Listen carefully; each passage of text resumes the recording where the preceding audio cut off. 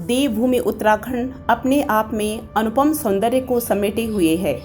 यहाँ की नदियाँ, पहाड़, जंगल या वन्य जीव सदा से ही सैलानियों को अपनी ओर आकर्षित करते हैं। आज हम ऐसे ही एक अनुपम और बेहद दुर्लभ जीव के बारे में बात करेंगे जो कि उत्तराखंड का राजकीय पशु भी है। ये है कस्तूरी मृग। इसे हिमालयन मस्क डियर के नाम से भी जाना जाता है। हिमालयन मस्क डियर हिमालय की ऊंची बर्फीली जगहों में पाए जाते हैं। इसकी 4 प्रजातियां होती हैं। गढ़वाल और कुमाऊं क्षेत्र में ये बहुत ज़्यादा मिलते हैं। उत्तराखंड के अलावा ये हिमाचल प्रदेश, कश्मीर और सिक्किम में भी पाए जाते हैं। कस्तूरी मृग हिमालय के सुंदरतम जीवों में से एक है। ये बेहद दुर्लभ जीव एक मूक प्राणी होता है जिस पर प्रकृति की खास मेहरबानी ही उसके जीवन को संकट में डाल देती है। इसके सिर पर अपनी सुरक्षा के लिए सींग तक नहीं होते।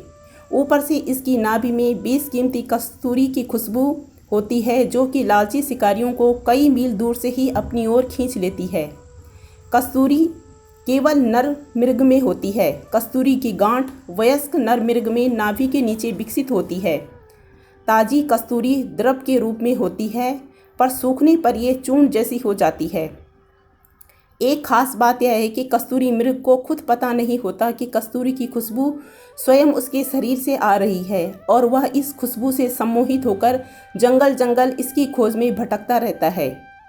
ये एक शांत प्रिय जीव है जो कि केवल प्रजनन के समय ही झुंड में होते हैं। मादा मृग का गर्भकाल 6 महीने का होता है। 2 साल तक बच्चे अपनी माँ की देखरेख में रहते हैं। ये खोहों, झाड़ियों या पेड़ों की ओटों में बच्चों को जन्म देते हैं। ये छोटा सा मृग दिखने में आम हिरन जैसा लगता है, पर ये उनसे बिल्कुल अलग है। ये हिरणों की भांति झुंड में नहीं रहते और ना ही इनके सिर पर सींग होते हैं।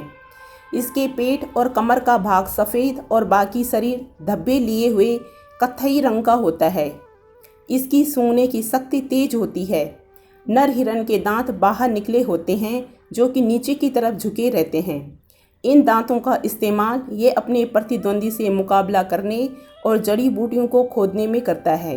ये कुछ खास किस्म की घास और पत्ते खाता है। इसके कान बड़े और छोटी सी पूंछ होती है। इसके अगले पैर पिछले पैरों से छोटे होते हैं। यह गाय की भांति जुगाली करता है और इसके नखों और खुरों की बनावट कुछ इस प्रकार होती है कि दौड़ते समय ये चट्टानों के छोटे से छोटे किनारों पर भी टिक सकती है। इसके शरीर पर घने और मुलायम बाल होते हैं। ये जीव अपना निवास स्थान कभी नहीं छोड़ता जब तक कि उसे कोई खतरा महसूस न हो। इसे पालतू बनाने पर ही उदास रहता है और इस कारण ये अपनी उम्र की आधी अवस्था में ही मर जाता है। वैसे तो यह बहुत ऊंची छलांग और तेज गति से दौड़ता है, पर दौड़ते समय पीछे मुड़कर देखने की आदत इसकी गति को धीमा कर देती है और ये उसके लिए जानलेवा साबित होती है।